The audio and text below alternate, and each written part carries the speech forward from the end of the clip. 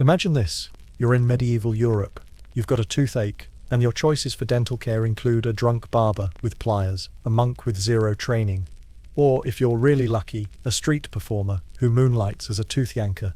No anesthesia, no antibiotics, just you, your rotting molar, and an enthusiastic man with a strong grip and questionable hygiene. Welcome to dentistry before dentistry, a time when tooth pain wasn't just annoying, it was a full-body existential crisis. So tuck yourself in, because tonight, we're scraping the plaque off history's worst dental decisions. Still got all your teeth? You will definitely appreciate them more after this one. Hit subscribe, or the next barber surgeon you meet might come with a bucket and no mercy. Picture this. It's 173. You wake up in your straw-stuffed mattress, birds chirping, the monastery bell tolling in the distance, and it feels like someone shoved a red-hot poker into your jawbone. Congratulations, you have a toothache.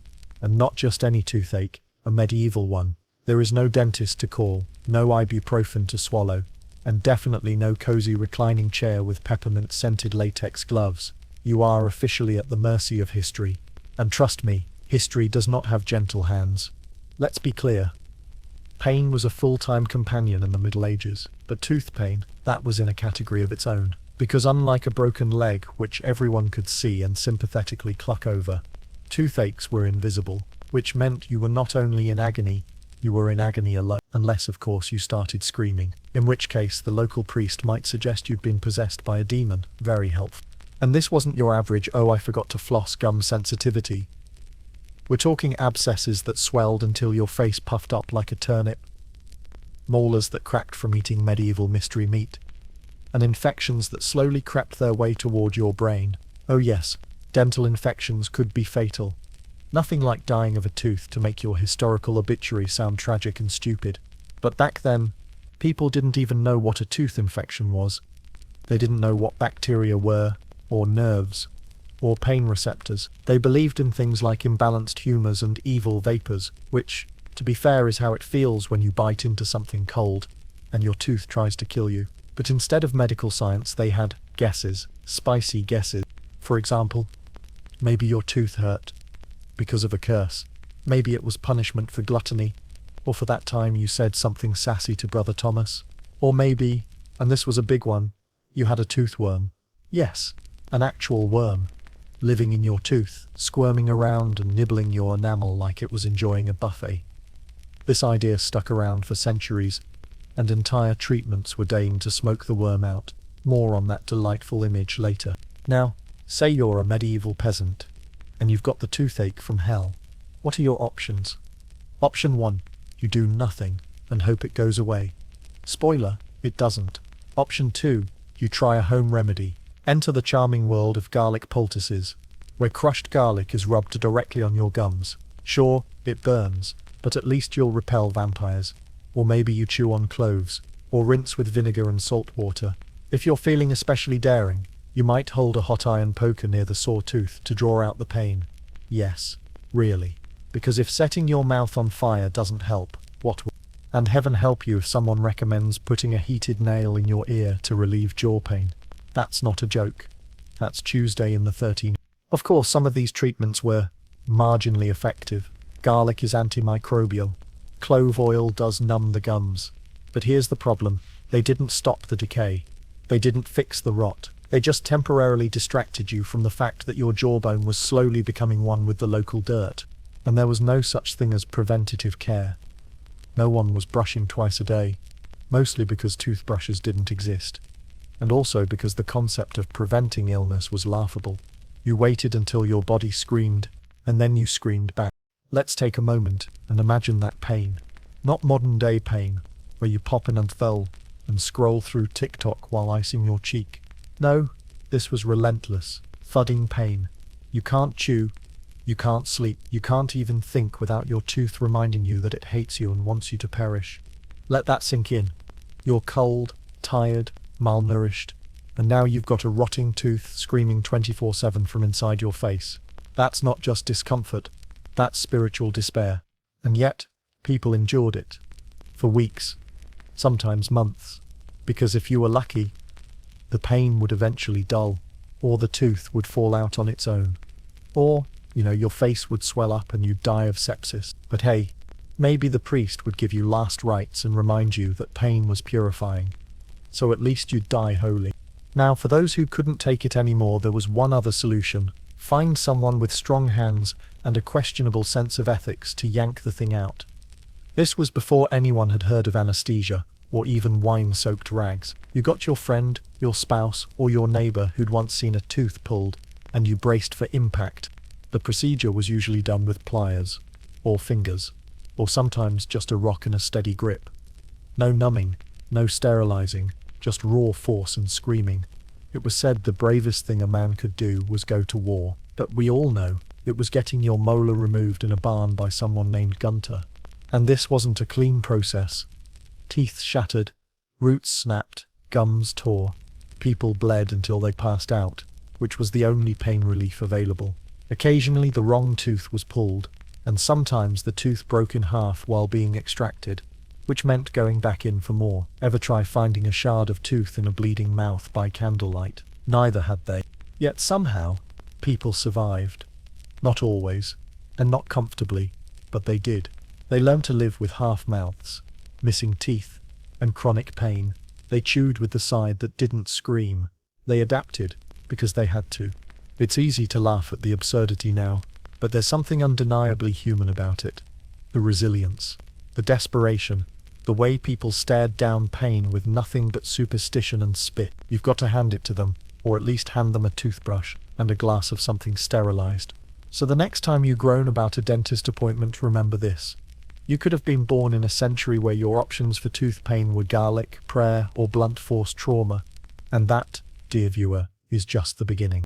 Let's say you need a haircut, maybe a quick trim, maybe a stylish bowl cut, the medieval standard. So you stroll into your local barber's modest establishment, and there he is, a man named something like Bertram or Ethelbert, who greets you with a toothless grin and a blade that looks like it's done more than just snip split ends. Because in medieval Europe, your barber wasn't just your stylist. Oh no, he was your surgeon, your dentist, your bloodletter, your bone setter, and on Tuesdays, probably your marriage counselor. Welcome to the terrifyingly multi-purpose world of the barber surgeon, also known as the guy you really didn't want to see, unless it was absolutely life-threatening. So let's say that haircut turns into something more urgent. You've got a molar that feels like it's auditioning to explode through your skull. No problem, says Bertram. He's got just the thing. A pair of tongs he uses to pull arrowheads out of knights. Just a rinse in ale, maybe a quick rub on his tunic, and voila, he's ready to go spelunking in your mouth. And to be fair, barber surgeons did fill an actual need. Real doctors, and yes, there were a few, considered anything below the neck too undignified to touch. Teeth, gums, abscesses, that was butcher work. So the butchers did it. Or in this case, the barbers. They were the working class answer to medical care. Fast, cheap, and only slightly lethal. Picture the scene: a patient sits on a stool, gripping the sides like he's on a medieval roller coaster. Bertram cracks his knuckles, grabs the dental pliers, and starts wrenching. There is no numbing. There is no gentle bedside manner. There is only shouting, sweating, and the occasional broken jaw. If you were lucky, he got the right tooth. If you were unlucky, you got a bonus concussion. Sterilization? That was still several centuries and a few plagues away.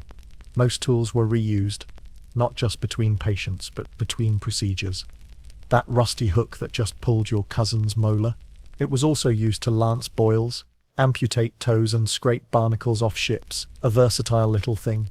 But Bertram wasn't some lone lunatic with a sharp stick. Barber surgeons were organized. They had guilds. They had apprentices. They had signage.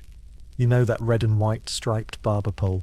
Yeah, that's not a cute symbol for candy canes. That represents bloody bandages twisting around a pole, a nod to the days when you could get a shave and a surgical procedure all in one sitting. 2 birds, 1 horrifying stone. Their toolkit was the stuff of nightmares. Forceps that looked more like meat hooks, scalpels dulled from overuse, cautery irons for those persistent bleeds, and saws for the really bad days. And guess what? Many of them weren't even ill-intentioned. They were just doing their best with what they had, which was a terrifying lack of medical knowledge and a bold sense of confidence. And they stayed busy. Medieval life was not kind to teeth.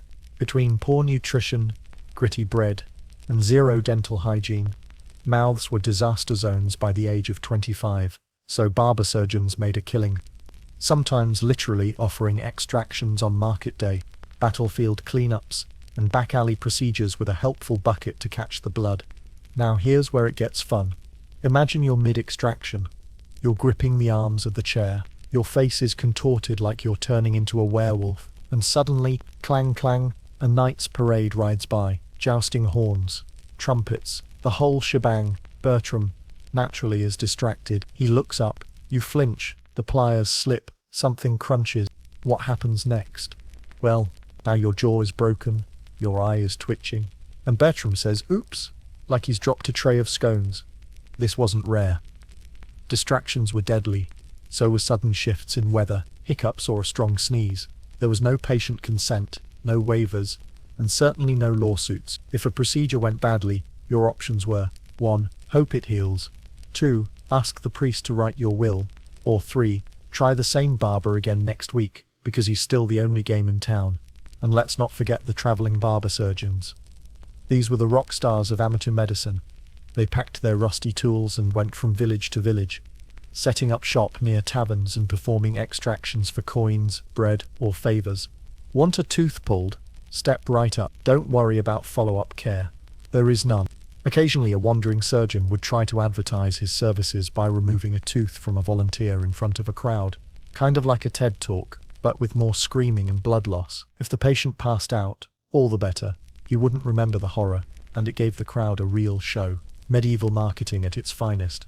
It wasn't just the tools that were terrifying. It was the sheer audacity of it all. People believed these extractions worked because sometimes they did. Pain did go away. Eventually, the source of infection was removed. Sort of. But the risks? Catastrophic. Sepsis, jaw dislocation, blood loss, and in one reported case, a tooth extraction that led to a fatal brain infection because the pliers punctured the sinus cavity. Impressive, honestly, in the worst way. And still, barber surgeons were better than nothing. If your mouth felt like it was eating itself alive, you'd roll the dice with Bertram, because, at least he tried.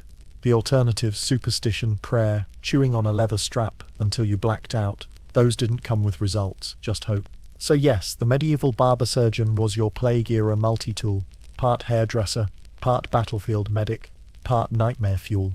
He operated on courage, instinct, and probably a disturbing amount of wine. And he wasn't the worst medical option you had. That comes next. What happens when your friendly surgeon gets distracted mid-extraction by a passing joust? Find out? Because things are about to get even messier. Let's say you're suffering from excruciating dental pain in the year 11. Your face is swollen. Your breath smells like something died in your mouth. Probably because something is. And you've been up for 3 nights straight whispering desperate negotiations to any divine being who'll listen. So naturally, you go to church. Not because they have medicine, but because pain, in the medieval worldview, wasn't a problem. It was a message. Welcome to the unholy marriage of theology and toothaches, where every molar meltdown was treated less like a medical emergency and more like a heavenly Yelp review. Your pain, they said, wasn't random. It was divine punishment, a tooth-shaped smite, sent by God himself, for that one time you stole bread or thought an impure thought about a nun's ankles. Sin, they believed, rotted you from the inside out, and nowhere was that more evident than in your festering gum. Monks were often the ones offering guidance during these painful revelations, though guidance might be a strong word. Most of their advice boiled down to, "You suffer, therefore you are holy," which is comforting, in a deeply sadistic kind of way. A throbbing bicuspid wasn't just a nuisance, it was a sacred trial, a little test of your mortal endurance. And if you failed, well, clearly your faith wasn't strong enough. Try praying harder or flagellating yourself with actual whips. Because yes, some people truly believed that the best cure for oral agony was more pain. Enter the flagellants, religious extremists, who marched through towns whipping themselves in rhythmic unison, bleeding openly in the streets, as a form of spiritual purification. Did they have cavities? Possibly. Did they believe their toothache could be whipped out of them like a demon?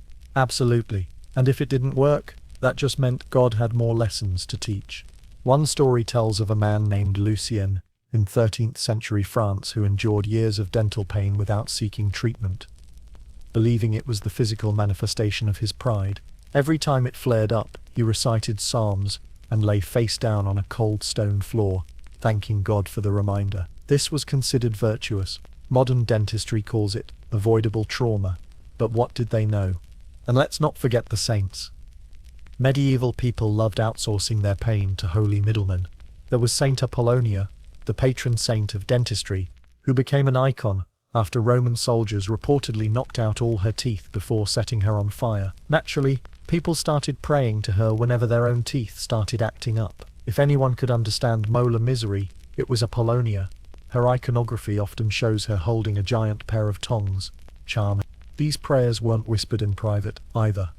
People held full-on toothache rituals, chanting, incense, relics, the whole ecclesiastical circuit. In some regions, it was common to leave a rotten tooth on the altar as an offering or bury it at a crossroads so the devil couldn't find it again. Logic? Zero. Symbolism? Off the charts. But here's the twist. Sometimes, the church did offer treatment. Well, sort of. Monasteries often acted as the closest thing to hospitals, and monks were trained in the basics of herbal medicine, basics being the operative word. So if you had a particularly nasty abscess, a monk might attempt to lance it. With what, you ask? A blessed dagger, perhaps. Maybe a fishbone. Honestly, whatever was within reach. Sanitation was still considered a pagan idea at best. These holy men might also prescribe remedies based on old Roman texts, poorly translated, and even more poorly understood. One common cure involved grinding up the jawbone of a dead dog and sprinkling it over the sore tooth. Another required mixing boiled nettles with vinegar and wine, swishing it around your mouth, and then swallowing your pride because it still hurt like hell. But hey, if the recipe came from Galen, it had to work, right? Midscript CTA. Still watching with your molars intact? Bless you. And don't forget to like and subscribe, or a tooth fairy with a vengeance may find you. And she doesn't accept PayPal, just pay. Back in the pews, if none of the remedies worked, the theology only doubled down. Maybe this was your cross to bear. Maybe God was testing your soul. Or maybe, and this was the real kicker, maybe your pain wasn't yours at all. Maybe you were suffering on behalf of others. A holy stand-in, a mouthy martyr. Women, of course, were the default scapegoats for such divine dental horror. A woman complaining about tooth pain might be accused of witchcraft, vanity, or tempting fate by smiling too much. Some towns believed that a woman with a toothache had sinned in speech, gossip, blasphemy, or complaining about her husband. The solution? Repent, fast, and, in some cases, have the offending tooth exorcised. Yes, a literal ceremony to cast the devil out of your gum line. It gets worse. Some priests believed you shouldn't cry out during dental pain. To vocalize your agony was to reject God's will. So faithful parishioners would sit through extractions or infections in total silence, gripping rosaries with white knuckles and bleeding quietly into the pages of scripture. Stoicism wasn't just a virtue, it was expected. And let's talk about relics. Some churches claimed to own the tooth of a saint, and pilgrims would travel miles to kiss the glass case that housed it. Not for nostalgia, for healing. It was believed that one brush with a holy tooth could banish your pain forever. Of course, these teeth were often animal bones, seashells, or conveniently shaped rocks. But when you're desperate enough, a pebble starts to look pretty divine. So yes, in the Middle Ages, theology and toothaches were deeply entwined. Pain was a spiritual experience, a celestial dialogue, a kind of pious Morse code between your molars and the Almighty. Treatment was secondary. Understanding the lesson, that was the point. And what was that lesson exactly? Maybe that suffering shapes the soul? Or maybe that people will believe almost anything when they're desperate enough to yank a tooth with no anesthesia. Either way, your prayers better be loud. Because the next time your gums flare up, there might not be a dentist, but there will be a sermon. Let's begin with a deep breath, but maybe not through your nose. Because if you'd taken a whiff of a medieval peasant's breath, there's a fair chance you would have passed out, vomited, or reconsidered your belief in human dignity. The mouth, that noble cave of speech and sausage chewing, was in the Middle Ages a horror show of bacteria, superstition, and DIY dental disasters. And when it came to keeping it clean, people reached for the nearest bottle of liquid terror. So, mouthwash. Let's talk about it. First off, forget mint. Forget bubbles. Forget fluoride, Listerine and all those cool ads where blue liquid swooshes elegantly through digital teeth. Medieval mouthwash was less fresh and more fermented. It was a patchwork of folk remedies, herbal brews, and the occasional bodily fluid. Yes, that's foreshadowing. The most common base ingredient, vinegar. Sharp, acidic, and absolutely capable of melting your tongue if applied too liberally. People believed vinegar could cut through the rot, which, in fairness, it sometimes did, right before taking a few taste buds with it. Next up, wine. And then there was the truly cursed ingredient, urine. Some recipes recommended rinsing with a half and half mix of vinegar and urine. Others said to add ashes from burnt rosemary or crushed mint leaves, which honestly feels like putting a sprig of parsley on a pile of trash and calling it a salad. But hey, if you wanted to freshen your breath before a date at the market or confession with Father Roderick, you did what you had to do. Other mouthwash ingredients included sage, thyme, salt water, and myrrh. Yes, the stuff from the nativity story. Myrrh was expensive though, so peasants often substituted it with ash from burnt bread crusts, which really tells you everything about their oral ambitions. The rich, on the other hand, sometimes boiled pearls in vinegar and rinsed with that. Why? Because they could. Did it help? Not really, but their breath had a vague shimmer of opulence. One text from the 14th century recommended chewing on fennel seeds and then breathing on a mirror to test your freshness. If the fog was clear, you were fine. If it left a mark, back to the urine jar you go. This was, quite literally, the medieval breathalyzer test. Take a moment here. Picture your own morning routine. Toothbrush, toothpaste, rinse, spit. Now replace that with a handful of hot vinegar and a recycled chamber pot. Still feel sleepy? Thought not. Let that sink in. Breathe it in. The scent of time, wine, and regret. Of course, brushing was a thing, sort of. People used twigs, frayed at the ends to resemble bristles. These were called chew sticks. And while they didn't exactly scream precision hygiene, they got the job done. If by job you mean spreading whatever rot was in your mouth to every other surface, some wealthier folks used cloth soaked in salt to scrub their teeth, which must have felt like dragging a burlap sack across your gums. Gentle it was not. But hey, brushing was mostly for the vain. The real warriors of oral hygiene were the garglers. Gargling was a medieval obsession. If you weren't splashing your throat with hot wine and vinegar 3 times a week, were you even trying? One chronicler even insisted that a man's soul could be cleansed through the act of vigorous gargling. That's theology meeting tonsils. And while we're on the subject, let's talk about tooth powders. These were the gritty predecessors to toothpaste, made from ground-up bones, burnt eggshells, crushed herbs, and occasionally powdered brick. Imagine brushing with sidewalk dust and hoping for the best. It didn't foam, it didn't smell nice, but it sure as hell made you feel like something was happening. In some parts of Europe, ashes from burnt bread were mixed with honey to make a sort of sticky scrub, not because anyone thought sugar was good for teeth. No, that discovery was several root canals away, but because honey was sacred, or delicious, or both. And did it work? Well, kind of. If by work we mean kept things slightly less foul than they otherwise would have been. The truth is, most of these concoctions were temporary fixes at best, a short-lived freshness before the rot resumed its slow, steady conquest. There were even social rules about when and where to rinse. Doing it too publicly was seen as vain. Not doing it at all was impolite. You wanted to strike the delicate balance of "I care about my mouth" without appearing obsessed. And yes, this is coming from a society where people wiped with hay and bathed once per season. Still, the attempts were genuine. People wanted to be clean. They wanted to smell pleasant. But they were working with medieval science, medieval ingredients, and medieval optimism. And of course, medieval superstition, which meant certain herbs were chosen not for their flavor, but for their magical properties. Rosemary warded off spirits. Mint cleared the mind. Sage brought wisdom. And vinegar, well, vinegar just hurt. So the next time you swirl minty blue liquid around your mouth and feel vaguely victorious, remember the people who came before you. The ones who swished with aged urine, gargled hot wine and crushed burnt bones into gritty powder, all for the noble goal of not smelling like a swamp. Because when it comes to oral hygiene, the Middle Ages didn't have a minty fresh solution, but they had effort. And sometimes that's all history can offer.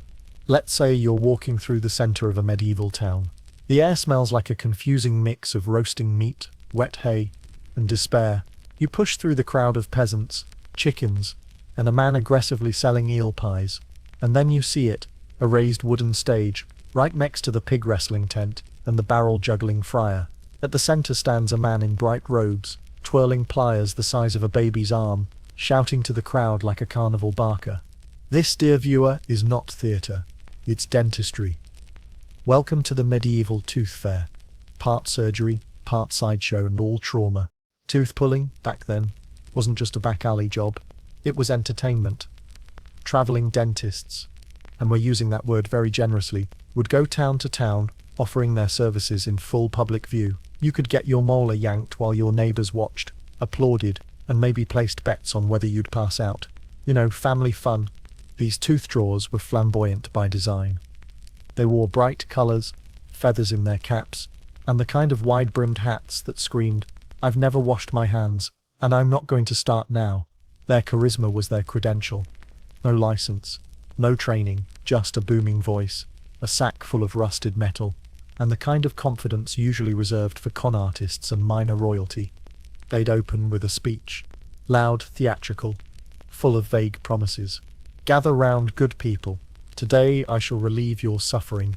One tooth, one tug, no pain, no blood, no regrets." A bold claim in a world where pain, blood, and regrets were the medieval breakfast combo. Their tools were as dramatic as their delivery: oversized forceps, tongs shaped like claws, and the ever-popular tooth key, a device that looked like a corkscrew designed by Satan. The patient would sit on a stool, perhaps held down by two assistants, or if they were especially poor, by relatives or total strangers who just wanted a better view. There was no anesthesia, just clove oil if you were lucky, and alcohol if you could afford it. Usually, though, it was sheer terror and adrenaline keeping people conscious. As the crowd leaned in, the tooth drawer would place the instrument in the mouth, crank, twist, and ideally yank. If it went well, the tooth popped out, the crowd cheered, and the tooth drawer held it aloft like a trophy.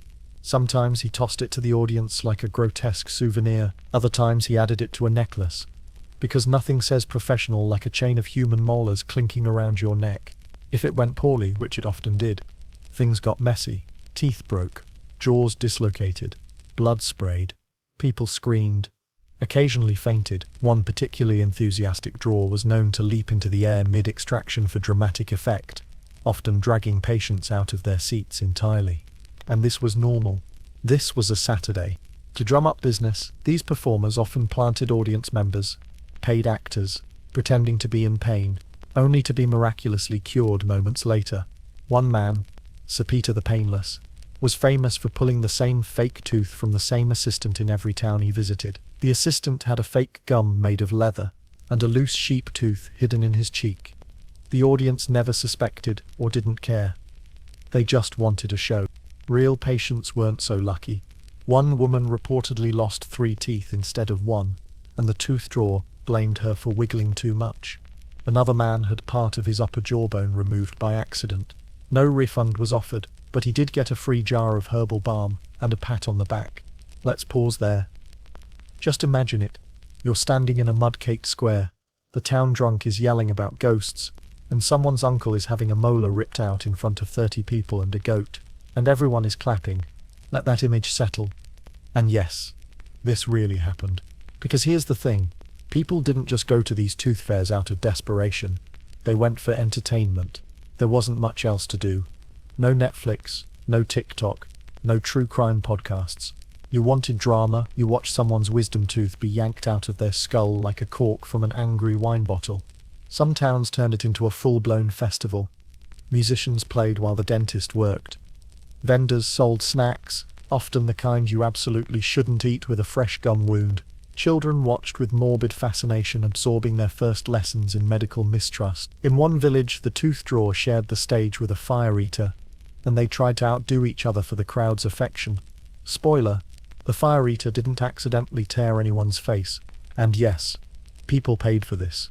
With coins, food, livestock, or in one recorded case, a sack of onions, and a goat leg. Affordable dentistry. Sort of. Sometimes the tooth drawers travelled in troops, complete with musicians, jugglers, and assistants who doubled as salesmen. Because after the extraction came the upsell, magical powders, enchanted elixirs, and guaranteed toothache cures that were 98% alcohol and 2% crushed herbs. If you believed them, they'd sell you 5. If you didn't, they'd smile, showing off their own rotten teeth, and move on to the next town. But what happened when the show went really wrong? What do you do when the extraction slips, the patient screams, and the freshly yanked tooth flies into the crowd, landing squarely in a nobleman's goblet? That exact scenario was recorded in a village chronicle in 1427. The nobleman, unimpressed, challenged the tooth drawer to a duel. The dentist, knowing he couldn't sword fight, fled into the forest and was later found selling earwax potions under a different name. Rebranding. It's not just a modern strategy. So yes, medieval dentistry wasn't just a medical necessity, it was a spectacle, a stage show, a gamble, and for many, it was the only dental option they'd ever had. Was it ethical? Was it clean? Absolutely not. Was it oddly effective, occasionally entertaining, and uniquely medieval? Oh yeah, let's open the kit. The Medieval Dental Toolkit, a charming little bundle of nightmares, corrosion, and well-meaning torture. Inside, you'll find a collection of rusted instruments that look like they were invented by someone who hated humans and had only a vague idea of anatomy. Spoiler, many of these people were barbers.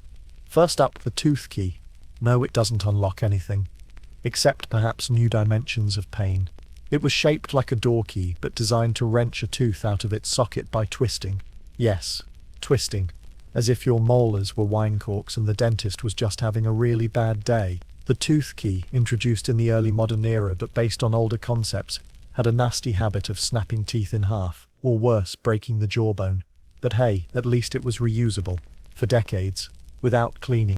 Then there's the pelican, a medieval dental instrument with a name far too innocent for its function.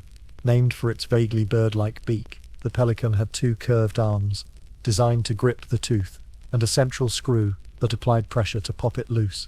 In theory, in reality, it often crushed surrounding teeth, gouged gums, and left patients screaming into a leather strap. It was dentistry meets medieval woodworking, all splinters and no finesse. Want a visual? Imagine someone prying open your jaw with a fireplace poker, then using a rusty crowbar to gently extract a tooth that hasn't moved since the Crusades, all while standing in a poorly lit room that smells like old meat and disappointment. Let that image linger. A jaw held open by a bent iron claw, and faith alone. Some tools were so blunt they resembled blacksmith gear. Others were so sharp they resembled torture devices, because in many cases they were medieval dentists borrowed heavily from the torture toolkit. Hooks, clamps, even branding irons, in case you needed to cauterize the wound afterward. Bonus points if it sealed your gums shut permanently. And cleaning? Sterilization? Those were not things. Tools were wiped on sleeves, dipped in wine, or cleansed with prayers. It wasn't uncommon for a barber surgeon to extract teeth from 5 patients in a row without so much as rinsing his instrument. Blood, pus, bits of gum, all part of the job. If the pliers stuck, you used your boot for leverage. Some extractions were so brutal they required 2 people, one to pull and one to hold the patient still, or down, or conscious. That's where the assistant came in. His job was to pin your shoulders, keep your mouth open, and sometimes offer a wooden spoon to bite, not for hygiene, just to protect the floorboards from your teeth. The tools weren't just crude, they were deceptive. Many instruments were made of iron or brass, but cheaply forged, so they warped easily. This meant more pressure had to be applied, more adjustments made mid-extraction, and more screaming heard from halfway down the street.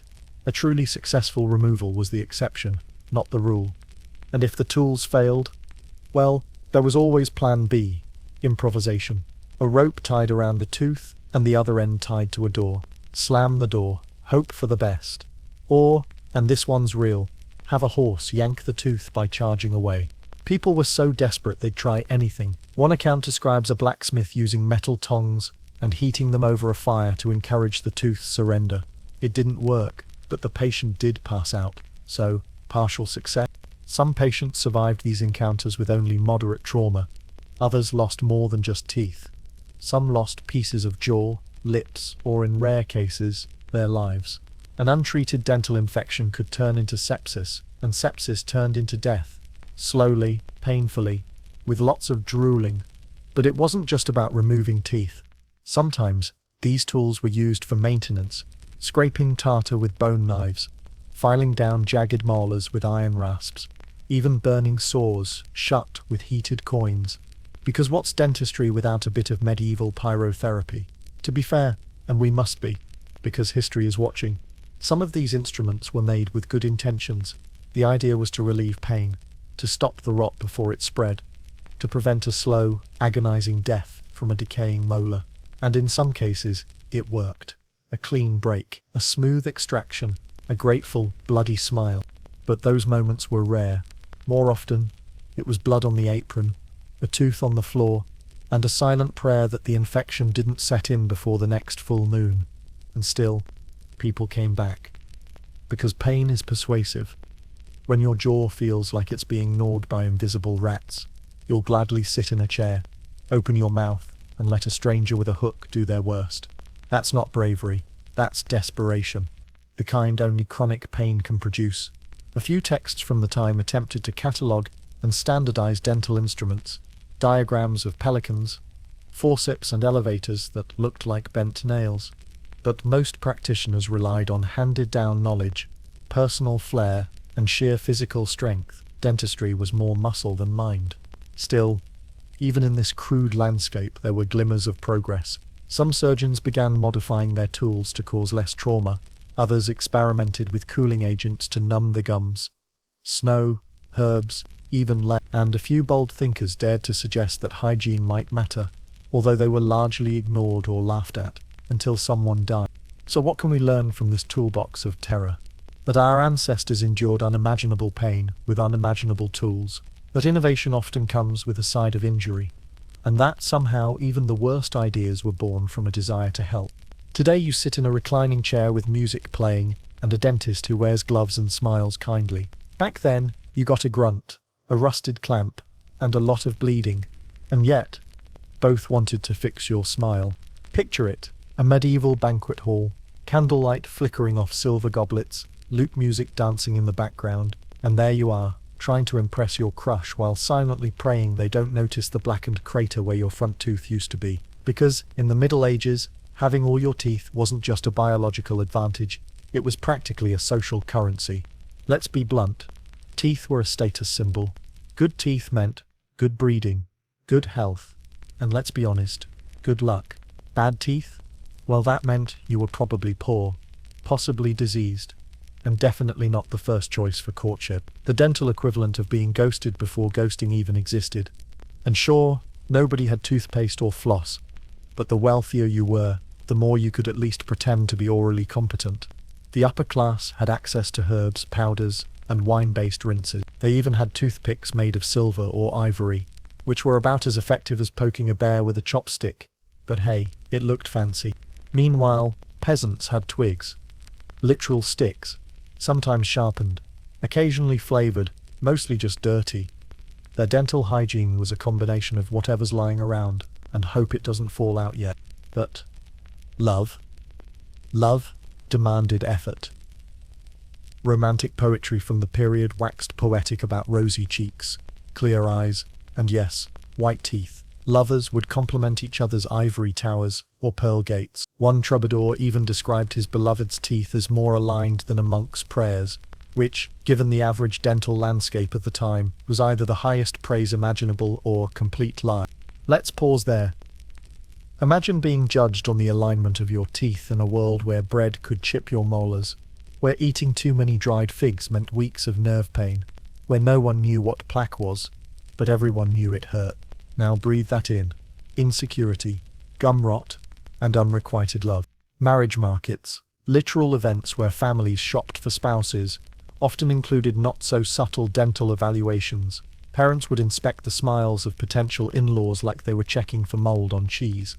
Missing teeth, that could mean a shorter life, poor health, or worst of all, bad genetics. And in a time when families wanted healthy heirs, Your smile could make or break your chances. In fact, some women reportedly had fake teeth carved from bone or ivory to wear at important social events. The medieval version of veneers. Were they comfortable? No. Did they help? Also, no. But they gave the illusion of a full set, which, in those candlelit rooms, might have been enough to fool a suitor 3 goblets deep into mead. And yes, men got judged too. A nobleman with a rotted mouth might be assumed to drink too much, or worse, lack divine favour. Clean teeth meant control, discipline, and money, especially since tooth powder didn't come cheap. A single ounce of imported cinnamon or clove could cost as much as a chicken, so if you showed up smelling like mint, you weren't just rich, you were flossing. Tooth powders varied wildly. Some were made of crushed herbs, salt, and burnt bread. Others, for the truly elite, were mixed with powdered coral, pearls, or gold leaf.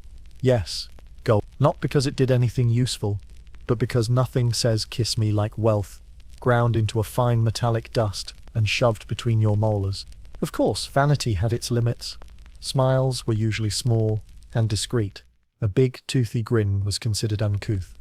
Something associated with drunks, fools, or people who'd lost all shame. So the perfect medieval smile was subtle, closed-lip, a Mona Lisa smirk born from centuries of self-consciousness and chronic gum disease. Could a toothache ruin your love life? Absolutely. Imagine trying to flirt through the pain of an exposed nerve. Imagine trying to look dashing while missing your 2 front teeth. One chronicler even describes a noblewoman who rejected a suitor because his mouth rattled like a dying bell, a poetic way of saying the man had loose teeth, and it was gross. In some cases, love itself was blamed for dental woes. Medieval physicians occasionally diagnosed toothache as a symptom of unfulfilled passion. Too much desire? Your molars might rebel. One 14th century medical text claims that a lovesick knight experienced gnashing of the teeth so severe his own jaw betrayed him. A cure? Marry the woman, or at least kiss her. Hard to do when your breath smells like grave dirt. And speaking of breath, halitosis was a deal-breaker. Even then, courtly etiquette guides warned against sour tongues and offensive winds of the mouth. Remedies included chewing parsley, rinsing with wine, and if you were especially determined, rubbing your gums with crushed pearls and mint leaves. Love is patient. Love is kind. Love doesn't gag when you speak. But perhaps the most heartbreaking examples come from the lower classes. A peasant girl with a cracked incisor might avoid smiling altogether. A farmhand missing 3 molars might never bother proposing, assuming his chances were as decayed as his teeth. Dental health wasn't just cosmetic, it shaped self-esteem, confidence, and the ability to participate in society. Even in death, teeth mattered. Skeletons found in wealthier graves often show better dental alignment and fewer cavities. Meanwhile, poorer remains reveal cracked, ground down, and infected teeth, the legacy of hard bread, harsh lives, and zero access to anything remotely resembling a dentist. So when we think about medieval love, we picture letters and lutes, flowers and falcons, but beneath the poetry was a harsher truth. Your smile, or lack thereof, could decide your fate. Love was patient, sure, but it preferred you had most of your incisor, and if not, well, there was always poetry. And maybe a veil. You've heard the expression bite the bullet? In the Middle Ages, it was more like bite the belt, the table, or whatever you can sink your teeth into before they're forcibly removed. Because here's the sobering truth. When it came to dental cures, the pain wasn't just expected, it was the feature, not a bug. Let's begin with the delightful practice of cauterization. For those fortunate enough to have an infected tooth, say a blackened molar leaking something suspicious, one common treatment involved heating a metal rod until it glowed like the sun, and then jamming it directly into the abscess. The idea was to burn away the poison. What it actually did was cause second-degree burns, scarring, and in several recorded cases, permanent facial paralysis. But on the bright side, it definitely distracted you from the original toothache. Then there were the bone drills, primitive hand-crank devices meant to bore into the tooth to let out the evil. In theory, this relieved pressure from an abscess. In practice, it usually caused shards of enamel to fly in all directions, often embedding themselves in the gums, tongue, or nearby passers-by. Picture a carpenter's toolkit repurposed for your mouth, a charming blend of ingenuity and masochism. One especially harrowing treatment came from a French surgical manual in the late 14th century. It recommended inserting a sharpened sliver of bronze into the gum beside the tooth, followed by a rinse of vinegar and salt. If the patient didn't scream, you weren't doing it right. The expected side effects included swelling, fever, and possible fainting. If the patient survived the week, it was considered a success. Now let's talk about jaw fractures. Because apparently the human face was not made for violent dental interventions using medieval carpentry gear. In one preserved medical report from a monastery, a patient presented with a half-loose tooth, most foul and riddled with worms. The barber surgeon attempted extraction using iron pliers. The tooth shattered mid-pull, and the jaw snapped with it. The surgeon applied a splint made of reeds and sheep sinew, tied together with cord blessed by a bishop. Spoiler, he didn't make it. Then there were the wrong teeth, an alarmingly frequent side effect of medieval dental work. Without x-rays, dentists relied on crude poking techniques to identify which tooth was evil. If they picked the wrong one, no big deal, they'd just remove the next one, and the next, until the pain stopped, or the teeth ran out. One noblewoman reportedly had 5 consecutive teeth pulled before they realized the pain was coming from an infected sinus. Perhaps the most delightfully absurd remedy came from a London apothecary around 3061. A paste made from crushed earthworms, goat fat, and powdered brick, which was to be applied directly to the sore tooth. No one knows what it did, but the apothecary claimed it calmed the spirit of the molar. That's right, they believed your tooth had a soul, and possibly a bad attitude. And what about the tongue incident? There's a case from a small village near Rouen, where a travelling tooth drawer attempted to remove a patient's aching molar with a hooked instrument. The tool slipped, tearing the underside of the patient's tongue. In a panic, the drawer tried to stop the bleeding with a heated coin, which promptly fused to the wound. When it was finally removed by a different healer with a chisel, the patient was left unable to speak, and with a new nickname, Mute Michal. Kids can be cruel. If that wasn't enough to sour your medieval appetite, there's also the matter of infection. Germ theory wouldn't be invented for another 500 years, so nobody knew that reusing tools was a bad idea. Bloody pliers passed from one mouth to the next, like party favors. Open wounds were sealed with mud, old wine, or in one horrifying case, sheep's blood. Let's reflect on that. Imagine enduring all this. The pulling, the burning, the worm paste, and then dying anyway, because your mouth became a bacteria theme park. Let that sink in. This wasn't just pain, it was industrial-grade suffering wrapped in a prayer and a scream. But here's the kicker. Many people chose these treatments willingly, because the alternative, living with the pain, was even worse. Chronic tooth pain could lead to insomnia, infection, malnutrition, and in some cases madness. People clawed at their own gums. They begged strangers to help. One man in Bohemia reportedly offered his entire year's wages to a barber if he could rip the demon from his jaw. The barber succeeded, and accidentally removed 3 of the man's lower teeth, including the healthy ones. And yet, this was considered medicine. Primitive? Yes. Brutal? Definitely. But medieval people weren't stupid, just underinformed, under-resourced, and very, very desperate. The tragic irony is that many of these remedies caused more pain than the original problem. The infection might have gone away, but now your tongue was partially gone, your jaw misaligned, and your breath detectable from across a moat. Still, they tried. With sticks and stones, with herbs and heat, with faith and guesswork, they tried. And sometimes, just sometimes, the pain stopped. Not because of the remedy, but despite it. And when it did, they called it a miracle. There's desperate, and then there's boil a hedgehog and gargle the broth. Desperate. Welcome to the chapter where medicine and madness collide, in a glorious 4-legged frenzy. Because when medieval humans ran out of ideas, and they often did, they turned to the only other living things available, animals. If your jaw was pulsing, your gums were oozing, and your prayers had bounced off the cathedral ceiling unanswered, well, time to involve the livestock. Let's start with the big one, the toothworm. Yes, that again. For centuries, people believed that toothaches were caused by actual worms living inside your teeth. Tiny, malicious creatures burrowed into the enamel, wiggling around and causing searing pain. The evidence was sometimes literal. Dentists claimed to see thread-like material in rotting teeth. which was probably nerve tissue or decay, but to them, obviously worm activity. Naturally, this led to worm removal strategies that make modern root canals look like spa treatments. One of the most popular involved burning henbane seeds and trapping the smoke in your mouth. The idea being that the fumes would either smoke the worm out or kill it. Did it work? No. Did it make your eyes water, your tongue swell, and your neighbors question your sanity? Yes, quite successfully.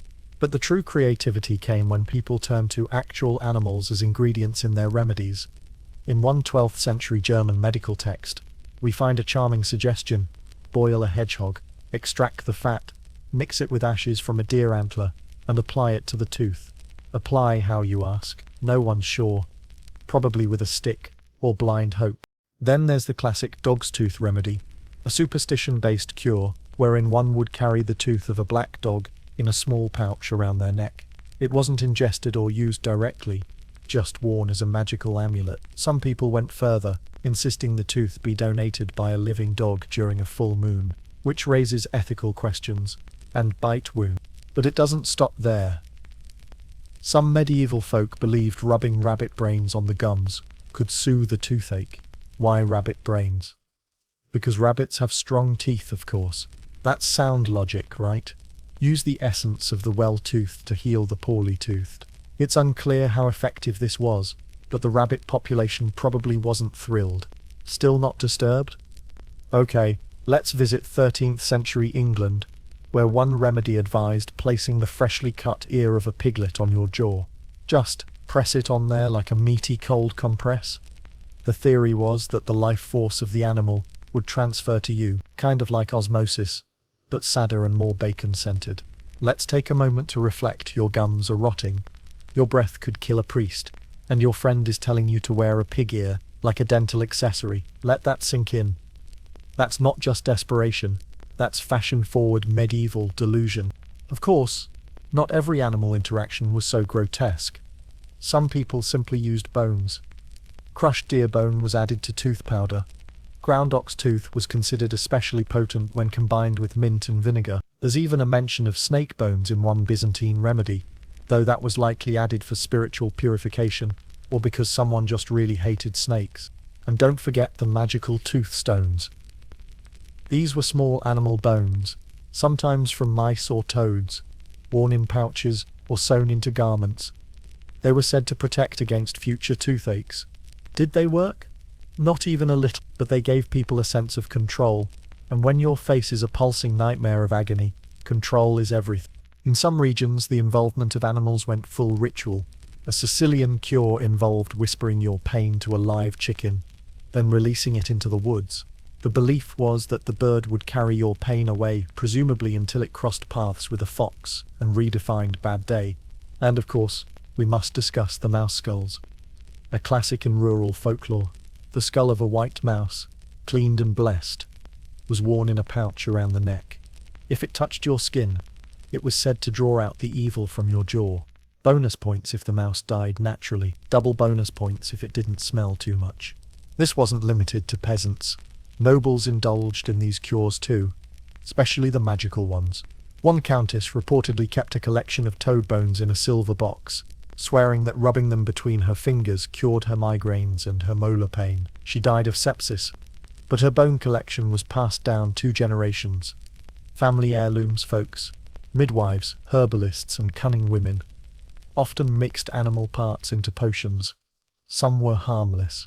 Others were deeply concerning.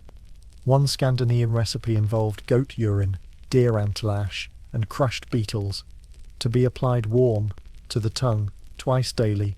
Still think Listerine burns? And then, of course, there were the snake oil salesmen, literal and figurative. Traveling tooth drawers sometimes sold toothworm oil, made from boiled frogs and lard.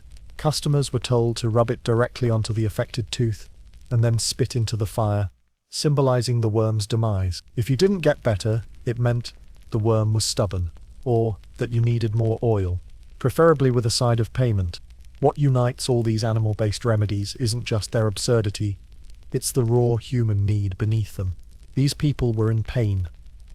Serious, sleep-stealing, life-stopping pain. And when logic failed, and human medicine fell short, they looked to nature. The animals weren't just ingredients. They were hope, myths made flesh, tiny four-legged prayers. So yes, it's easy to laugh at the hedgehog broth and rabbit brain poultices, but beneath that absurdity is something deeply relatable, the desperate desire to make the pain stop, even if it means boiling a toad. Let's talk about medieval childhood. A magical time of innocence, wonder, and the constant looming threat of dental trauma. Because if you thought adults had it bad, wait until you hear what kids went through when their baby teeth decided to peace out, and their adult teeth came in with all the grace of a brick through a stained glass window. First off, no tooth fairy. No glittering exchange of enamel for coin under a pillow. If you were lucky, your mother took your tooth and buried it near the hearth to ward off spirits. If you were unlucky, she fed it to a chicken and made you watch. Because apparently that did something important cosmologically. No one knows what. Possibly made the next tooth stronger. Possibly cursed the chicken. The process of losing a tooth was rarely passive. Medieval parents, armed with folklore and zero chill, often believed in accelerating the process. String was involved, doors too, sometimes the family dog. One chronicler describes a father tying a thread from his son's incisor to the saddle of a donkey.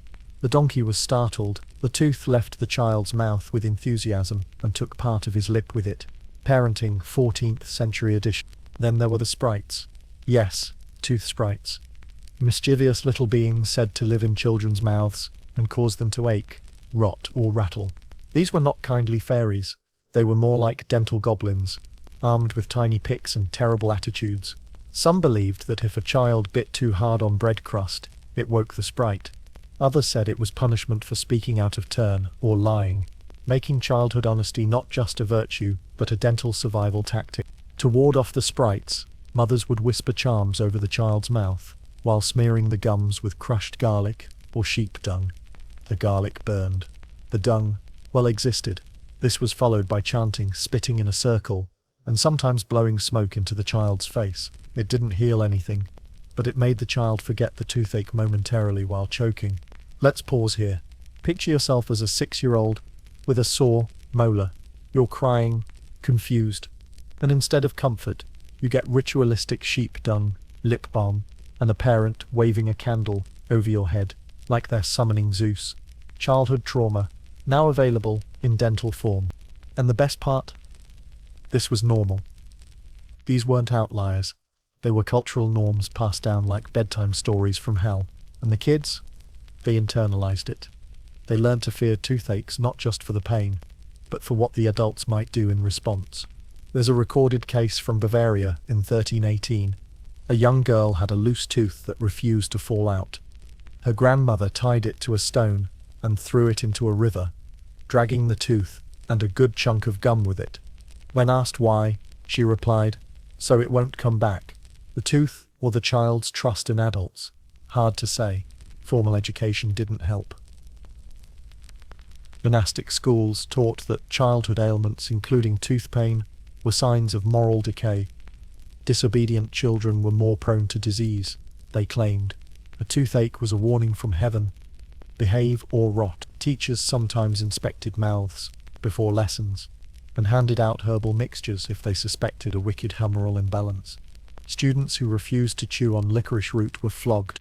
Then came the baby tooth extractions, usually unnecessary, but performed anyway, just to be safe. Barber surgeons would be called in to forcibly remove teeth that were loose but not quite ready.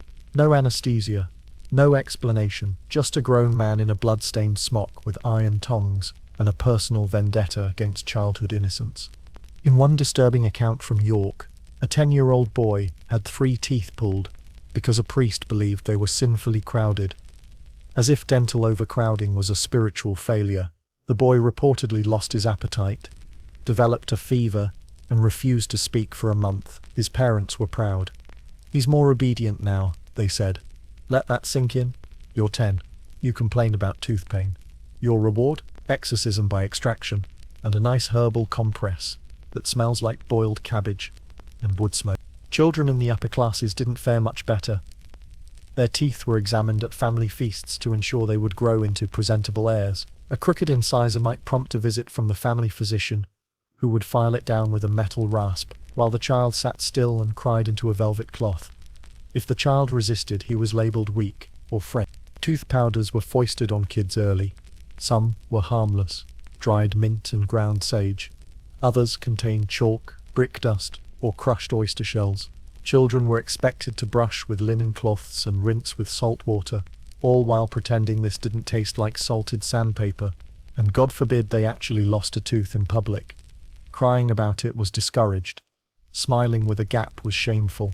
Children were taught to press their lips together, stay quiet, and carry the tooth in a little pouch until a parent could dispose of it properly. Improper disposal might attract witches, or wolves, or cousins. There's even evidence that children were bribed to remain silent during extractions. One surviving letter from a noblewoman to her steward reads, "If the boy screams, promise him honey cakes."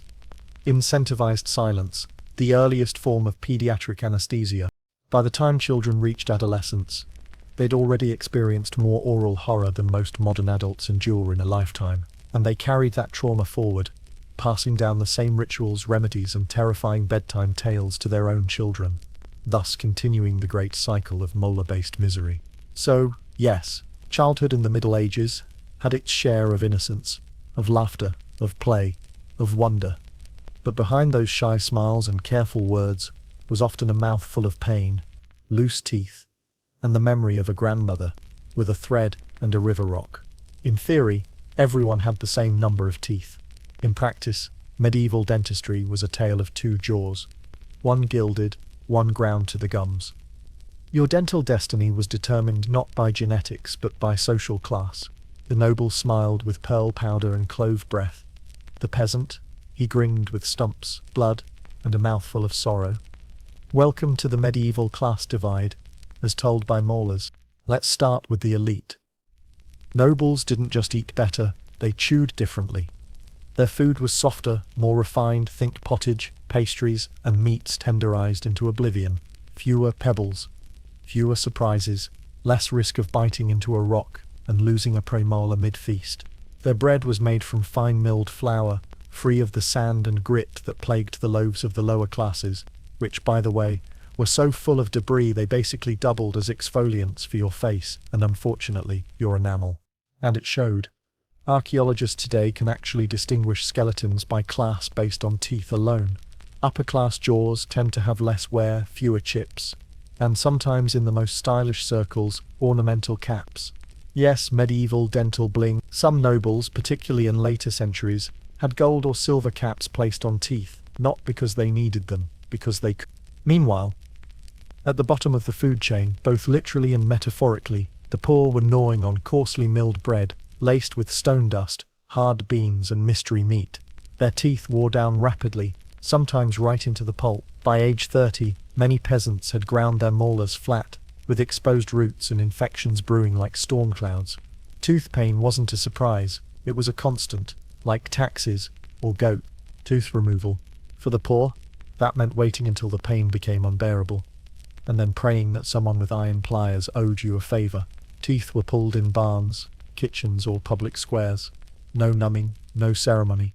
Just a neighbor with a steady hand and a strong stomach. Recovery meant stuffing rags in your mouth and hoping the bleeding stopped before you passed out. In contrast, the wealthy could choose their dental torment. They had barber surgeons on retainer. They had powders and pastes imported from distant lands, myrrh from Arabia, cinnamon from India, and pearls from the Mediterranean, all ground into absurdly expensive toothpaste that did absolutely nothing but smell expensive. Still, it was better than chewing burnt twigs. Let's pause. Imagine you're a peasant in 3049. You've got a rotting canine, a boss who doesn't care, and a neighbor who once pulled out his own molar with a belt buckle. Then you see a nobleman ride past on horseback, his teeth white, straight, and suspiciously gold-tinted. He smiles. You wince. That, right there, is class warfare. It didn't stop at hygiene. Rich people decorated their teeth. Some dyed them. Some filed them into shapes. One Venetian noblewoman had tiny sapphires embedded into a dental plate for a smile worthy of heaven. She died of infection, but sure, heaven probably noted. Even the expectations differed. Nobles were expected to maintain appearances. Rotten teeth? A scandal, a sign of weakness? Poor people, no such luck. If you were missing teeth, you just whistled when you spoke and moved on. One shepherd named William, whose skull was found in the English countryside, had only 6 teeth left, all ground to nubs, and he lived to 40, which was practically ancient by peasant standards. The disparity extended into medicine. If a rich man complained about tooth pain, he got ointments, rituals, and attention. If a poor man did the same, he got a shrug, and maybe a punch to distract him. There are actual legal records where peasants paid fines for screaming too loudly during tooth extractions. Noise pollution, medieval style. And yet, despite all the advantages, even nobles couldn't escape decay. Sugar, rare but fashionable, began appearing in the courts of Europe by the 13th century. It was a luxury, a flex, and a tooth's worst enemy. The wealthy consumed candied fruits, sugar-coated almonds, and honeyed wine with reckless abandon. Dentists, the very few who existed, began to notice that the rich had prettier smiles, but worse cavities. The poor had worn-out teeth, but fewer sugar-roped cases. That's the twist, isn't it? The elite had options, but also indulgences. The poor had pain, but simpler diets. The result, a strange, ironic balance. Nobles with flashy mouths full of hidden rot, peasants with wrecked teeth from chewing rocks, and everyone gasping through different flavors of oral misery. Reflective beat. Ever think dental insurance was a scam? Try being a serf with a molar problem. There's even evidence of social envy, lower-class people attempting to mimic the dental habits of the wealthy. Some used ground chalk or charcoal to whiten their teeth, often destroying their enamel in the process. Others fashioned fake tooth covers out of tin, trying to emulate gold caps. It didn't work. It did lead to lead poisoning, and probably ridicule. By the 15th century, wealthier cities had entire industries springing up around cosmetic dental care, rudimentary whitening pastes, scented rinses, and novelty toothpicks shaped like angels. These were sold in marketplaces, advertised by criers, and hawked to anyone who wanted to smell like roses while bleeding from the gums. Poorer folk, they stuck with chew sticks, holy water, and the occasional swish of old wine, assuming they could afford the wine and weren't already drinking it for the usual reasons.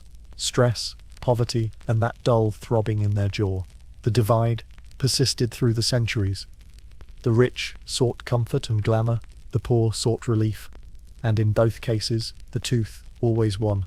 It cracked, it rotted, it got pulled, and it left its mark on skeletons, on history, and on the faces of people trying to smile through the pain.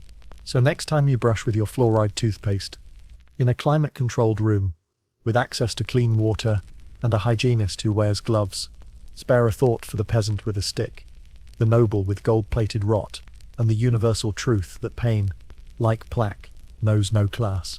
In the medieval world, your mouth wasn't just a collection of teeth. It was a battlefield for unseen forces. A place where spirits, sins, and suspicious dental entities duked it out like gladiators, armed with tartar. If you've ever felt like your dentist was a little judgy, just be glad they aren't accusing your bicuspid of consorting with demons. Because in the Middle Ages, bad teeth weren't just a health problem. They were a moral failing. Or worse, an omen. Let's start with one of the most charming beliefs. Dreaming about teeth falling out meant someone was going to die. Not you necessarily.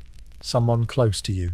Your mother, your brother, your favorite ox. This superstition spread across Europe, interpreted and reinterpreted by mystics, monks, and self-proclaimed dream readers, with all the credibility of a fortune cookie written by a drunk philosopher.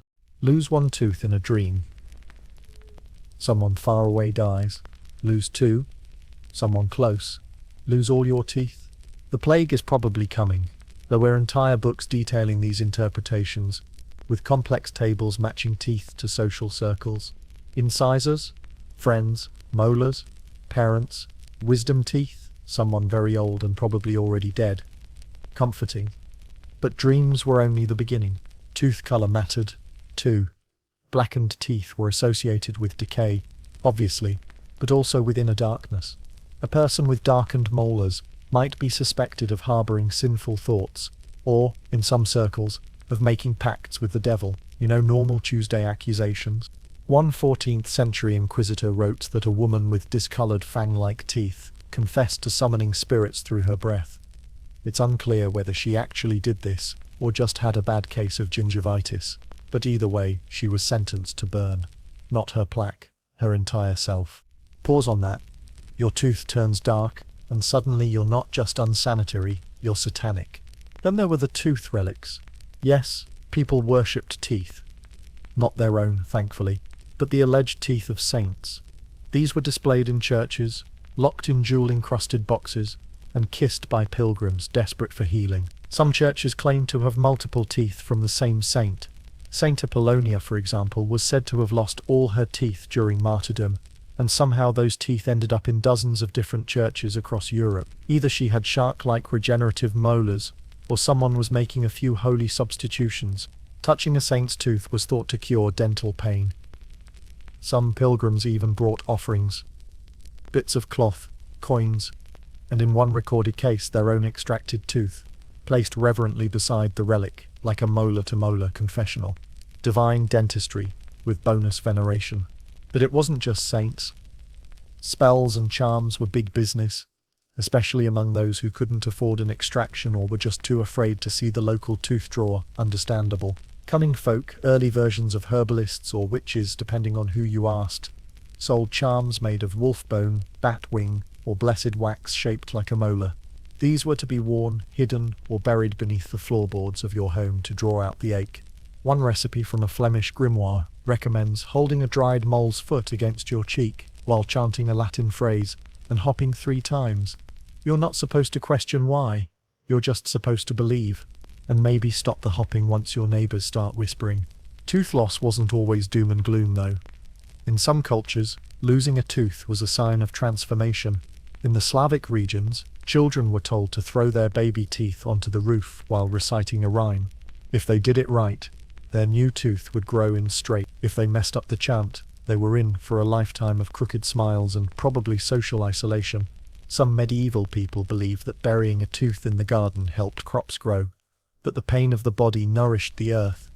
Others thought you should burn your lost tooth immediately, or a witch could find it and curse you. Leaving it lying around was practically begging for demonic attention. And if you needed even more reasons to feel nervous about your mouth, there were tooth omens. A sharp sudden pain in the left side of your jaw, a sign of betrayal, pain in the right, a coming storm, a sudden gap where no tooth had been before. Someone you love was lying to you, or had died, or was going to die. Interpretations varied, and accuracy was, let's say, flexible. Let that settle. You've got a throbbing toothache, and now you're also emotionally spiraling about betrayal and storms. The Middle Ages, where pain comes with bonus existential dread. And of course, there were protective incantations.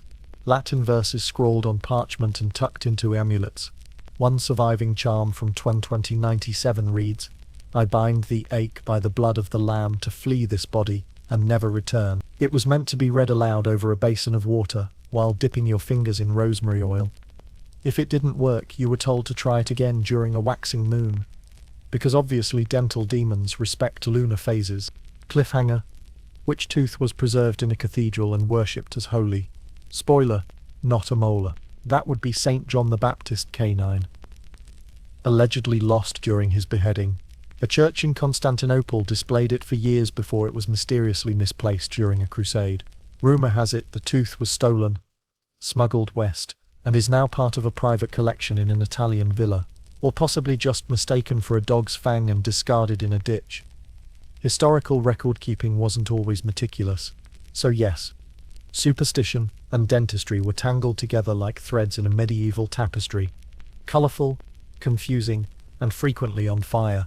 People didn't understand bacteria, but they understood fear.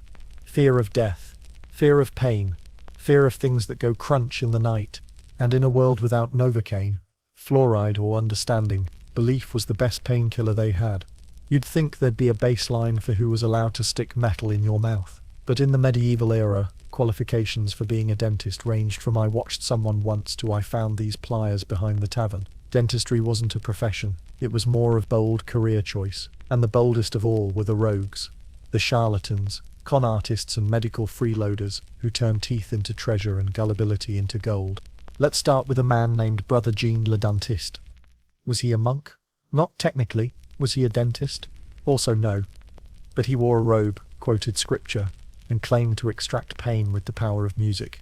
Yes, music. His routine involved playing a lute, poorly, while circling the patient, humming in Latin, and gently tapping their jawline until the pain released itself. Occasionally he'd wave a chicken feather over the mouth. This, he assured the public, disrupted the tooth spirit. People paid for this.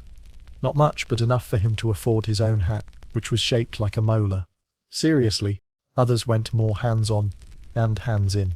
Travelling tooth peddlers set up in village squares with booths draped in velvet and shiny tools, meant to impress more than help. They'd offer free exams, loud proclamations, and miracle elixirs, promising to strengthen enamel, brighten smiles, and banish demons. The ingredients? Usually wine, vinegar, garlic, and something they refused to name. It didn't matter. The pain didn't go away, but people believed it might, and that was enough. Now, not all these rogues were harmless. Some were full-blown dental thieves. There's the tale of Pietro of Naples, who claimed to be a nighttime healer. He'd enter homes of the ill while they slept, murmuring prayers and brushing their mouths with herbal cloths. What he was actually doing was loosening their teeth. A few nights later he'd return and very gently steal them. Gold-capped? Gone. Intact molars? Gone. Old people woke up gummier and confused. He was eventually caught trying to sell his stash in Venice under the label Saint's Teeth. A solid marketing plan, honestly. Mid-script CTA, still here? Your mouth's probably sore from sympathy pain. Give that subscribe button a gentle nibble. No rogue pliers involved. But perhaps the most theatrical rogue was Madame Fleur, a self-proclaimed goddess of gums, who roamed southern France with a trained ferret and a wooden cart, painted like a giant jaw. She wore pink silk and claimed to speak directly to the molars. People lined up to be read by her. She'd press a finger to their cheek and whisper ominously like, "Your left incisor is hiding a secret." Then she'd offer to pull the tooth for a fee, sometimes with a song. Her actual method of extraction? A silk thread tied to a door and a motivational speech. Sometimes it worked, sometimes the door frame came loose. Either way, she moved towns every month, just ahead of angry customers. Let that image settle. You've got a toothache, and your options are a musical monk, a chicken feather, or a ferret whisperer. But the worst of these rogues weren't the eccentric ones. They were the ones who leaned into pain as theatre. In London's darker corners, a man known only as the Clamp would offer dental services in back alleys. His setup was minimal. A stool, a bucket, and a terrifying clamp-like device that looked more at home in a torture chamber than a dental office. He promised fast extractions. What he delivered was screaming blood and often permanent jaw damage. One witness described it as watching someone fish for a tooth with a bear trap. Still, people went. Because pain makes you desperate. And desperate people don't ask for resumes. Why did no one stop them? Because dentistry wasn't regulated. Not really. There were guilds, for blacksmiths, for weavers, even for executioners, but not for dentists. Anyone with a good pitch, a strong stomach, and a flair for the dramatic could hang a sign and start yanking. Success was measured in volume, not quality. If you pulled enough teeth without killing someone, you were experienced. If you accidentally dislocated a jaw, you simply called it aggressive cleansing. There were even dentistry duels. Two rival tooth pullers might set up side by side in the same square and compete for customers, calling out like fishmongers. Quickest yank in York, half-price extractions, no bleeding guaranteed. Customers watched, judged, and sometimes got pulled in by the flashiest performance, and occasionally left with fewer teeth than they started with. What made these charlatans thrive wasn't just lack of oversight, it was lack of alternatives. Real medicine was reserved for the wealthy or the lucky. Everyone else had to gamble. Trust the weirdo with the peppermint elixir, or endure the pain. And pain always wins. One Parisian housemaid wrote in her diary, "Bless her literary heart. I prayed for relief and was met by a man with wine on his breath and bones in his pocket. He left me with silence where a tooth had been." So yes, medieval dentistry went rogue. It wore costumes, it sang, it lied, it stole, it experimented, and it left behind not just broken teeth, but broken trust. But it also left behind legends, stories whispered across generations, the tooth thief of Naples, the jawbreaker of Kent, the gum goddess with a ferret named Mola. In a strange way, They were performers in the great drama of survival. Some did real harm. Some offered real comfort. Most did a little of both, and all of them existed because people were desperate to stop hurting. So next time your dentist shows you a clipboard and a degree on the wall, take a moment to appreciate it. At least they're not charging extra to sing during the extraction. There's a unique kind of fame reserved for medieval people who were so catastrophically unlucky they became legends. Not for heroism, not for invention, but for dental disasters so grotesque, so ridiculous, they survived the centuries, preserved in ink-stained manuscripts, whispered through tavern songs, and scrawled into the margins of very confused medical texts. Let's begin with King Ludwig the Lockjawed. No, that wasn't his actual title. But it should have been. Ludwig of Bavaria, mid-13th century, had what scholars now believe was an abscessed molar. Back then, they called it tooth fever, a name that conveniently ignored both the bacterial infection and the escalating agony. Ludwig, always the noble showman, refused to have it pulled. A king does not scream, he said. Well, until he did. Loudly. In front of the entire court. The swelling grew so bad that his jaw locked shut. For 10 days, he communicated via eyebrow raises and frantic hand gestures. A group of monks attempted to bleed the poison by slicing the inside of his cheek open with a holy dagger. The king fainted from blood loss, fell off his throne, and knocked out a different tooth on the stone floor. They declared it a miracle. He declared soup his only friend from then on. Then there's the tale of Sir Bartholomew the Brave, a knight whose bravery was unfortunately not dental in nature. After a jousting match gone wrong, his lance hit someone else's mouth.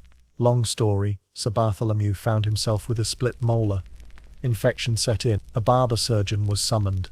The surgeon arrived half drunk, late, and riding a mule that bit people. The extraction involved a pair of fire-forged tongs, 3 assistants, and one very loud scream that echoed across the castle courtyard. Halfway through, a tournament parade passed by.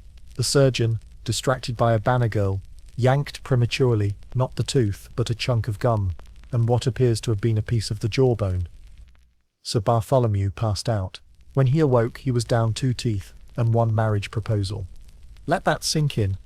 Medieval fame could be just 1 botched molar away. And then we have the most disturbing entry, Marta the midwife, a respected healer in her village. One day she was called to assist a young woman in labour, but Marta, bless her overworked soul, had just treated a local blacksmith for a bad tooth, and was still holding her extraction tongs when she rushed to the birth. It was dark. The room was loud. And somehow, in the flurry of screaming, pushing and chanting, she mistook the mother's open mouth, yes, the mouth, for the delivery zone. Instead of delivering a baby, she extracted a premolder. The woman passed out. Marta panicked.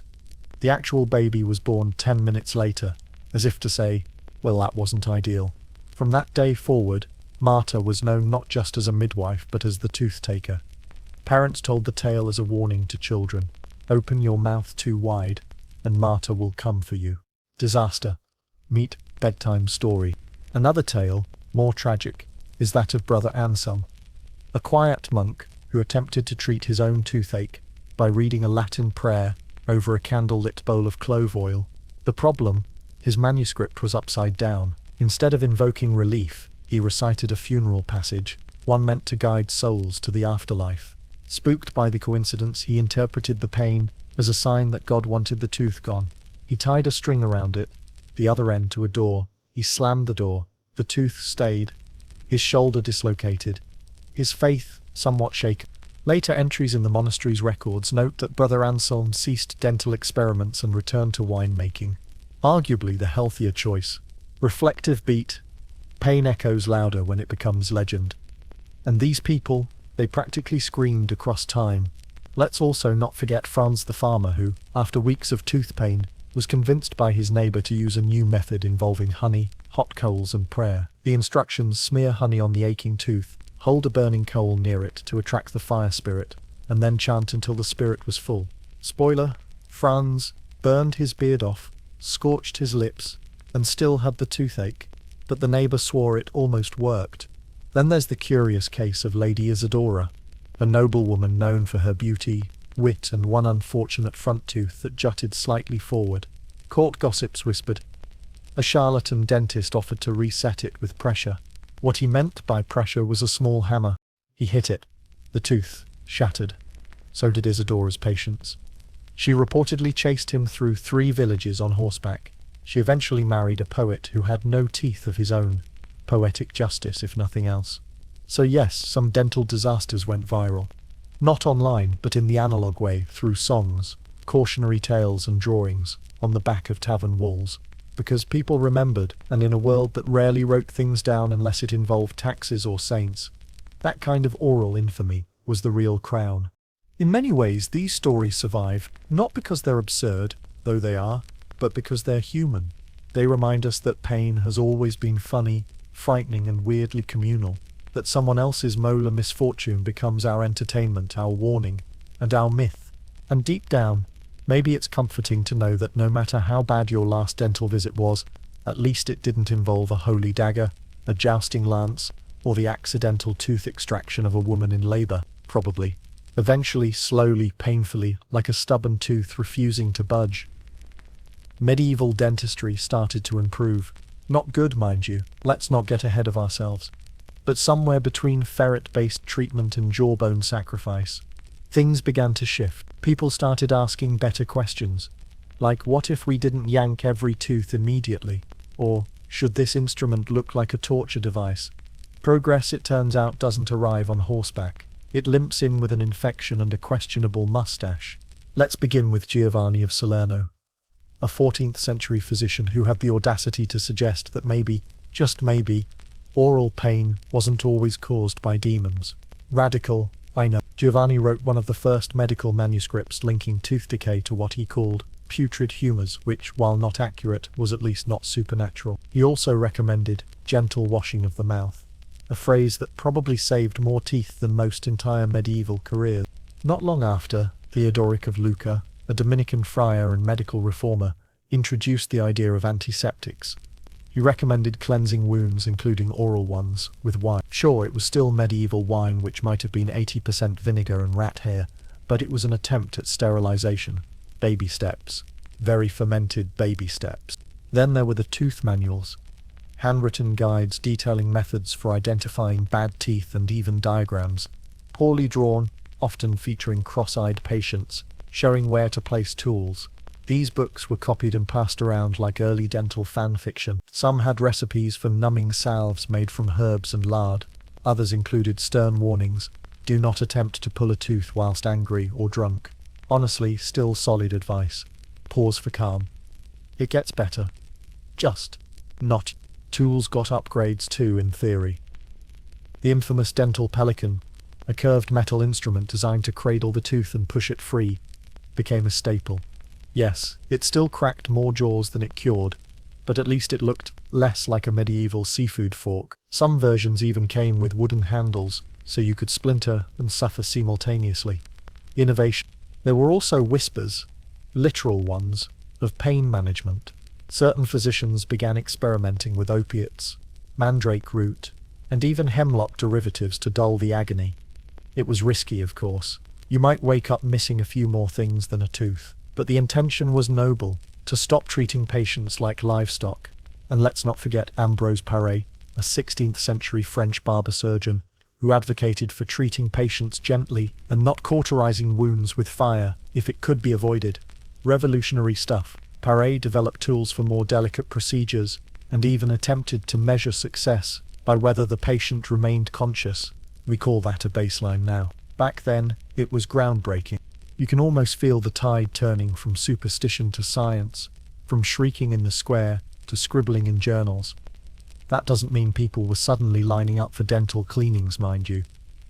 Most still waited until pain eclipsed all rational thought before seeing someone. But those someones were slowly, agonizingly, becoming professionals. Of course, the Renaissance brought other changes too. Printing presses, medical schools, and crucially, the ability to disagree in public. Scholars started arguing about toothworms, infection theories, and surgical methods in Latin footnotes and increasingly passive-aggressive pamphlets. And through this chaos, dentistry as a field emerged, wobbly, confused, and still addicted to pliers, but crawling out of the darkness all the same. Take Joan of Rouen, a female apothecary whose written notes described tooth powders made from mint, crushed pearl, and surprise urine.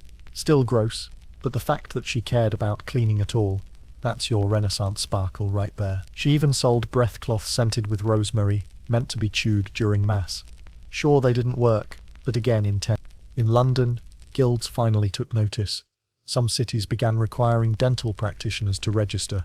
There were no exams, no licenses, but if you killed fewer than 3 patients a month, you might earn a badge. We call that low-stakes job security. So yes, things began to suck, just slightly less. There were still accidents. Oh, many. One man, in Prague, attempted to create a retractable dental claw that folded out like a knife. He accidentally deployed it during a demonstration and stabbed himself in the neck. Another barber in Florence claimed he could cure toothache by whispering into the ear canal. It only caused deafness. But these failures were no longer rooted in pure delusion. They were at least trying something new. And that's the bittersweet beauty of this phase. The hope. Even in the middle of jaw-splitting agony, people began to believe there might be an answer that didn't involve boiling hedgehog teeth or praying over vinegar. That maybe, just maybe, oral pain wasn't divine punishment, but a problem that could be solved. We'll end with Luca Bonetti, a Venetian noble who reportedly threw a party after surviving a tooth extraction in 1492. He invited the physician who pulled it. They toasted with almond wine. The tooth was mounted in silver and worn as a brooch. It became known as the Tooth of Triumph, because by then, a successful, non-fatal dental procedure really did feel like victory. And if that isn't hope, I don't know what is. Let's slow things down.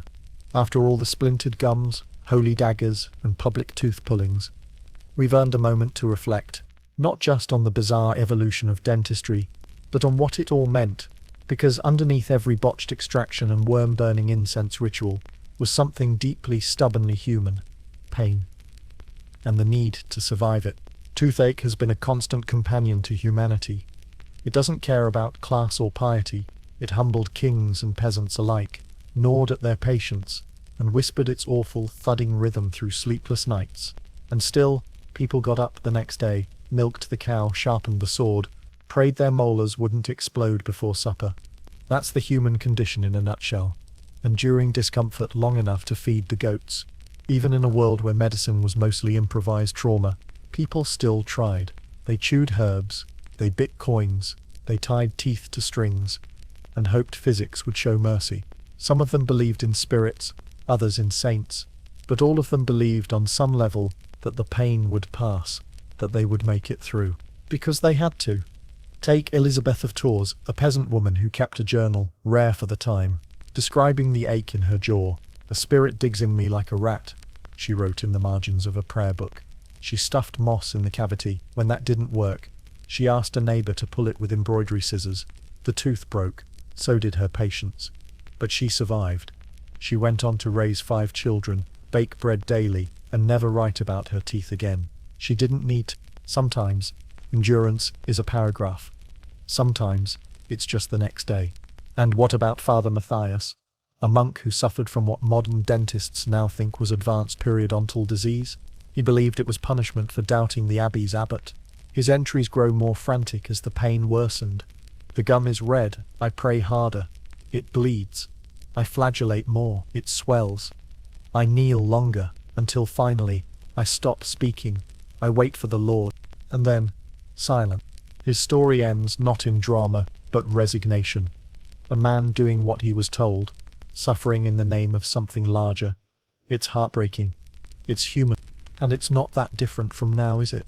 Sure, we've swapped jaw leeches for dental insurance, a new kind of pain, but the experience of oral agony is still profoundly humbling. Ask anyone who's had an impacted wisdom tooth or a dry socket. You'll get a look, a pause, a reverent shudder. It connects us, like grief or love, like the universal language of bad Wi-Fi. Reflective pause. Tooth pain doesn't just hurt. It exposes. It breaks us open and makes us desperate. And that desperation, it's where the most revealing stories live. In medieval times, teeth were little barometers of survival. They told the story of famine, enamel lines, of violence, chipped incisors from fists or falls, of wealth, gold caps, and of motherhood, calcium depletion from pregnancies. A mouth was a map, a history book, a battlefield. That's still true. Archaeologists today can read your story from your teeth. How hard you worked, what you ate, whether you were loved enough to receive care, or neglected into silence. Medieval skeletons often reveal horrific abscesses that must have been excruciating in life. Yet these people lived long enough to show the scar tissue. That means they endured it. Maybe with help, maybe alone. Either way, they carried on. And that's the legacy we inherit, not just from the bad dentists and their rusty tools, but from the people who bore it all with grit, grace, and the occasional string tied to a doorknob. It's strangely comforting, isn't it? To know that long before electric toothbrushes and floss ads and minty fluoride, people were still figuring it out, still surviving, still laughing with crooked grins and bleeding gums. So next time your filling hurts or your gums are sore, remember you're part of a lineage, a messy, brave, blood-stained lineage of humans who hated tooth pain just as much as you do, and pushed through it anyway, because that's what we do. Behind every rotting tooth, there was a person just trying to make it through. Let that sit with you. Breathe it in, moss poultices, mouse bones, and all. You open your mouth. A gloved hand tilts your head. There's soft jazz playing. A light buzz from the cleaning tool hums gently in your ear. You taste mint. Maybe bubblegum, maybe watermelon fluoride. And you think to yourself, this is a little annoying, but it's fine. It's better than fine. It's a miracle wrapped in latex and hygienist small talk.